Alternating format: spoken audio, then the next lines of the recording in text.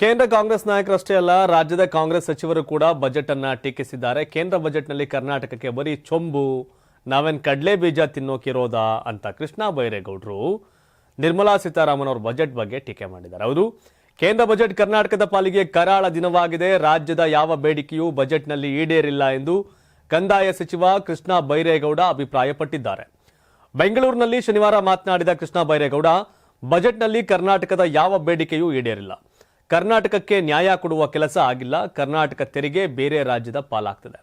ಬಿಹಾರ ರಾಜ್ಯದ 5-6 ಯೋಜನೆ ಕೊಟ್ಟಿದ್ದಾರೆ. ಹಾಗಾದ್ರೆ ಕರ್ನಾಟಕದವರು ಕಡಲೆ ಬೀಜ ತಿನ್ನೋಕಾಯಿರೋದು ಅಂತ ಖಾರವಾಗಿ ಪ್ರಶ್ನಿಸಿದ್ದಾರೆ. ಬಜೆಟ್ನಲ್ಲಿ ಕರ್ನಾಟಕಕ್ಕೆ ಬರೀ ಚೊಂಬು ಸಿಕ್ಕಿದೆ. ಬಿಜೆಪಿ ಸರ್ಕಾರ ಕರ್ನಾಟಕಕ್ಕೆ ಮಾಡುತ್ತಿರುವ ದ್ರೋಹ ಇದಾಗಿದೆ. 11,495 ಕೋಟಿ ಫೈನಾನ್ಸ್ ಕಮಿಷನ್ ಕೊಡಲು ಹೇಳಿತ್ತು. ಆದರೆ ಬರಲೇಬೇಕಾದ ಅನುದಾನದ ಬಗ್ಗೆ ಚಕಾರ ಎತ್ತಿಲ್ಲ ಅಂತ ಅಸಮಾಧಾನವನ್ನು ಹೊರಹಾಕಿದ್ದಾರೆ. ಭದ್ರಾ ಮೇಲ್ದಂಡೆ ಯೋಜನೆಗೆ ಇಂದು ಪೈಸಾ ಕೂಡ ಕೊಟ್ಟಿಲ್ಲ. ಕಲ್ಯಾಣ ಕರ್ನಾಟಕ, ಮಲೆನಾಡು ಕರ್ನಾಟಕಕ್ಕೆ ಏನೂ ನೀಡಿಲ್ಲ. ಬೆಂಗಳೂರು ದೇಶಕ್ಕೆ ಉದ್ಯೋಗ ಕೊಡ್ತಿದೆ, ರಫ್ತಿನ ಮೂಲಕ ದೇಶಕ್ಕೆ ಹೆಚ್ಚಿನ ಆದಾಯ ಕೊಡ್ತಿದೆ. ಆದರೂ ಬಜೆಟ್ನಲ್ಲಿ ಏನೂ ಕೊಟ್ಟಿಲ್ಲ ಅಂತ ಕೃಷ್ಣ ಬೈರೇಗೌಡ ಕಿಡಿಕಾರಿದ್ದಾರೆ. ಯುಪಿ, ಬಿಹಾರ ಮಾತ್ರ ಕೇಂದ್ರಕ್ಕೆ ಕಾಣ್ತಿದೆ, ಕರ್ನಾಟಕ ಕಾಣ್ತಿಲ್ಲ. ತೆರಿಗೆ ಕಟ್ಟಿದ ಕನ್ನಡಿಗರು ಕಾಣ್ತಿಲ್ಲ. ನಮ್ಮ ರಾಜ್ಯ ಕೇವಲ ದುಡಿಯುವ ಆಳಿನ ರೀತಿ ಕಾಣುತ್ತಿದೆ. ಜನರ ಹಾಗೆ ಸರ್ಕಾರದ ಪರವಾಗಿ ಇದನ್ನು ನಾನು ಖಂಡಿಸ್ತೇನೆ ಅಂತ ಕೃಷ್ಣ ಬೈರೇಗೌಡ ಅವರು ಕೇಂದ್ರ ಬಜೆಟ್ ಅನ್ನ ತೀವ್ರವಾಗಿ ಟೀಕಿಸಿದ್ದಾರೆ.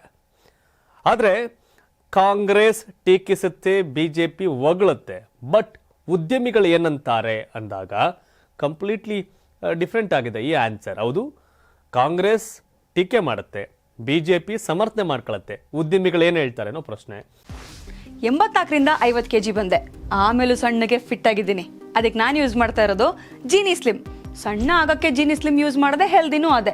ನೀವು ಸಣ್ಣ ಆಗಬೇಕಾ, ಹೆಲ್ದಿ ಆಗಬೇಕಾ? ಹಾಗಿದ್ರೆ ಜೀನಿ ಸ್ಲಿಮ್ ಯೂಸ್ ಮಾಡಿ. ಸಣ್ಣ ಆಗೋದಕ್ಕೆ ಯಾವುದೋ ಪ್ರಾಡಕ್ಟ್ ಹೇಳ್ತಾ ಇದ್ದಾಳೆ, ಏನಾದರೂ ಸೈಡ್ ಎಫೆಕ್ಟ್ಸ್ ಇದೆ ಅಂತ ಯೋಚನೆ ಮಾಡ್ತಾ ಇದ್ದೀರಾ? ಖಂಡಿತ ಇಲ್ಲ, ಯಾಕಂದ್ರೆ ಇದು ಕೆಮಿಕಲ್ ಫ್ರೀ. ಸಣ್ಣ ಆಗಬೇಕು ಅಂದರೆ ಜೀನಿ ಸ್ಲಿಮ್ ಯೂಸ್ ಮಾಡಿ. ಹೆಚ್ಚಿನ ಮಾಹಿತಿಗೆ ಕೆಳಗೆ ಡಿಸ್ಪ್ಲೇ ಆಗ್ತಿರೋ ನಂಬರ್ಗೆ ಕಾಲ್ ಮಾಡಿ.